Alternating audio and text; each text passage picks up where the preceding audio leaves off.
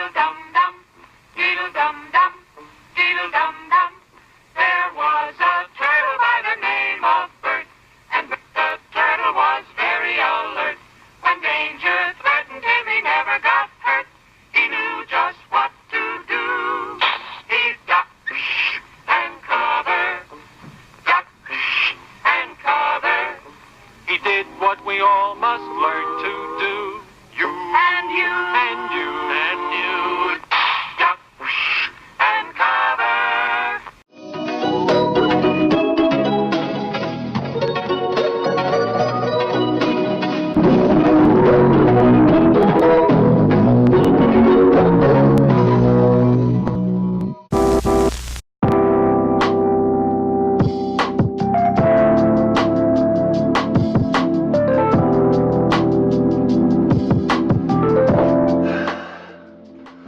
Good to see you once again, comrades. Today we're gonna go back into the realm of public access television, but last time we unwinded with the sweeties, and you know, I learned to wear a mask then, so excuse me 1 minute, I'm gonna go ahead and put on a mask. Today we're going to be looking at a hidden gem that I unearthed from 1985 called Cataclysm, a sincere warning about our impending doom from the end of the world. You have to understand that this came out at a time when the Cold War was at an all-time high, when the stakes were so fucking high that people were really concerned when the end of the world was really fucking coming. Tensions between the United States and the Soviet Union were really heating up. People were building fallout shelters in their backyards, and that was the norm at the time. And don't think there weren't any close calls, because there sure fucking hell were.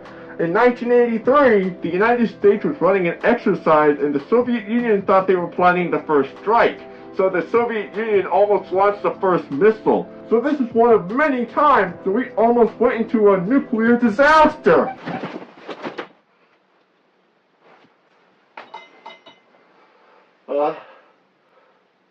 Let's watch.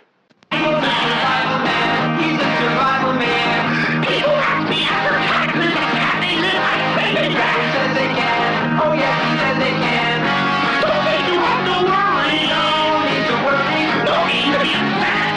Damn, yeah, this is really fucking catchy, yeah! You can eat your day.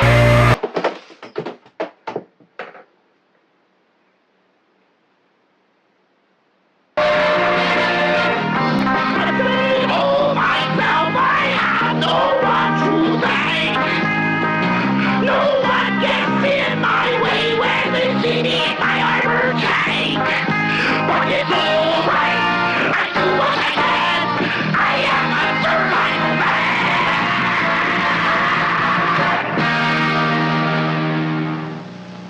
So we open up with an extreme close-up of a masked man. He puts a cigarette in his mouth backwards, and then he puts it in the other way, lights it, and then... Cataclysm.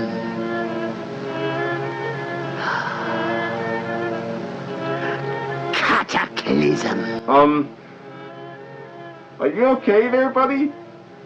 Preparation is the key to surviving Cataclysm.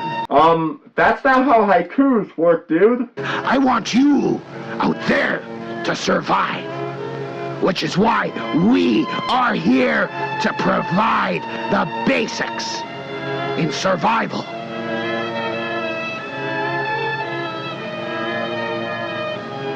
Perhaps, Reed Manning, you could shed some light on pre-cataclysmic preparation. First of all, I have to say that you'd have to be pretty stupid not to want to survive and live in that beautiful radiated Garden of Eden that we'll be living in after Cataclysm. but it's only going to be that beautiful if you do prepare. A lot of people think they can take a couple of hundred gold Krugerrand, throw it in a sock, and they're prepared. But let me tell you something, buddy.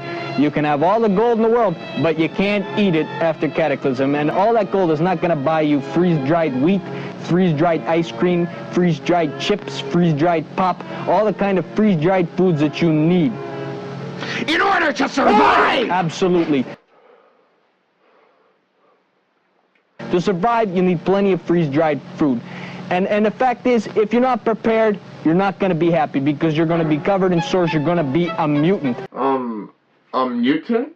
You know, there's not enough time to prepare, and there's no use in putting it off. Well, if there's not enough time, then that must be far too late for this, because this came out in 1985, and I was born in 1991. So, I mean, it's already 33 years too late for me to prepare for Cataclysm. So, fuck me, right? Whether it's stacking all your canned goods and freeze-dried food correctly on the shelves, heaviest on the bottom, lightest on top, or whether it's putting that extra added touch like camouflage curtains up on the makeshift windows in your shelter. It's all very important. The aesthetics are very important too. I think, you know, posters like Smokey and the Bandit posters, or you know, pictures of scantily clothed women. Those really add to a shelter. It makes a heck of a difference. Because after Cataclysm, you will be in your fallout shelter for a period of 5 years. Oh, God. Oh my God, this guy needs to shut the fuck up. I would rather just go through whatever the fuck Cataclysm is than to listen to whatever the fuck this guy has to fucking say. Because when the bombs drop, there will be radiation, and radiation creates mutation. Yeah, I'd rather just go through that. Now, I need to read to you their mission statement as a revolutionary group, which has got to be the silliest thing I have ever read in my life. Survival. We must survive the inevitable social, economic collapse and/or nuclear holocaust.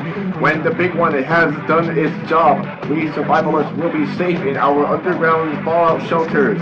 We will enjoy rations of mouth-watering freeze-dried food.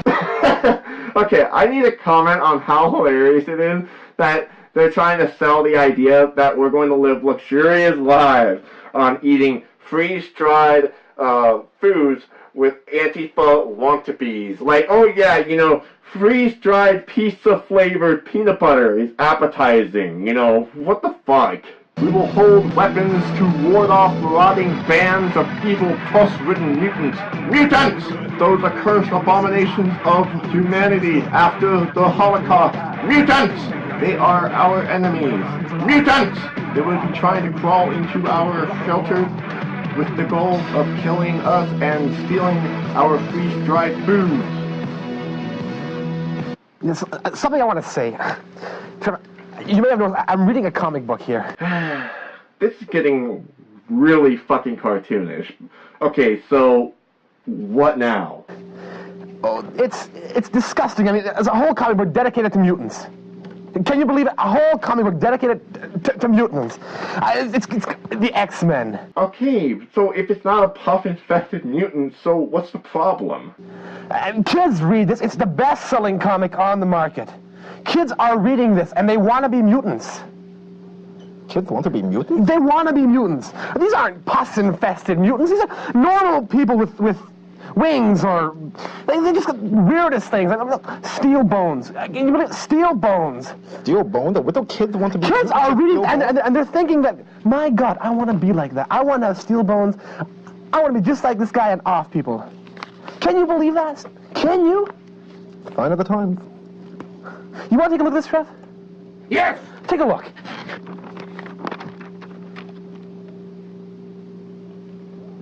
Can you believe that? Disgusting!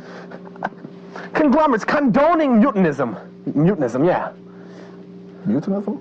Mutinism. Now, I'm not trying to sound like a member of the moral majority! Okay, you look like a member of the band Brujeria. if I have to be honest with you. Mutants are not prepared. Mutants are people who did not believe that this would happen. Oh my Mutants God, are I either can't stand milksop whiners. Milksop whiners. How I hate milksop whiners. They're all those people in the pre-cataclysmic world. They wanted to cry, oh, I hate this cataclysm and the bomb drops. I don't want to survive. But when the bomb drops, they're the first ones to come knocking at your fallout shelter door. The United States has great strength and patience. But if it is forced to defend itself or its allies, we will have no choice but to totally destroy North Korea. People are living their lives now. They're preparing for the future. But they are preparing for a future of nothingness and death if they are not preparing to survive cataclysm. Tell me what do I need to do? What do I need to do to survive? Just what do I need to do to survive cataclysm? Do I need to get a gun? What do I need? No, wait. What do I... Don't go. What do I need? Girls are saying let's repopulate the earth with me. They want to live with them. Listen to Trevor. Don't be a woman who's a bullet who's got a brain just like a Sam. She's better on it. There is something to lose. You must I'm melting. I'm melting. No, I'm melting. right now. Forever the big one drop. They'll be past the side of the ground.